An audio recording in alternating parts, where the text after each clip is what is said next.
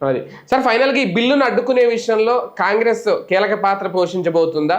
ఇంకొకటి, దీని ద్వారా రేపొద్దున్న దేశానికే కాదు మోడీకి కూడా థ్రెట్ ఉండే అవకాశం ఉంది అంటున్నారు, ఎంతవరకు వాస్తవం? ఆల్రెడీ మోడీ మీద థ్రెట్ అదే కదా క్రియేట్ చేస్తుంది. మోడీని అమిత్ షాని దించకపోతే డేంజర్ అనినే చూస్తున్నారు వాళ్ళు. ఎఫ్సిఆర్ఏ బిల్లు అన్నటువంటి తీసుకొచ్చినప్పటి నుంచి ఫస్ట్ మన్మోహన్ సింగ్ కూడా తీసుకొచ్చాడు. ఎందుకంటే ఆ కుడంకుళం ఫ్యాక్టరీ విద్యుత్ కేంద్రం దగ్గర గొడవ జరిగిందని. కానీ ప్రొవిజన్స్లో మార్పు చేపించేశారు చివరిలో సోనియా గాంధీని అడ్డుపెట్టి. ఇక్కడ అట్లాగా ప్రొవిజన్స్ మార్చడం కుదరదు, వీళ్ళు పర్ఫెక్ట్గా ఉన్నారు కాబట్టి ఇప్పటికీ ఒత్తిడి చేస్తున్నారు. దేశంలో అల్లకల్లోలం సృష్టిస్తామని భయపెడుతున్నారు. ప్రస్తుతానికి ఆ కారణంగానే మొన్న 5వ తారీఖు రావాల్సిన బిల్లు ఇంకా సాగుతోంది, కొన్ని రోజులు టైం పడుతోంది. ఇంకా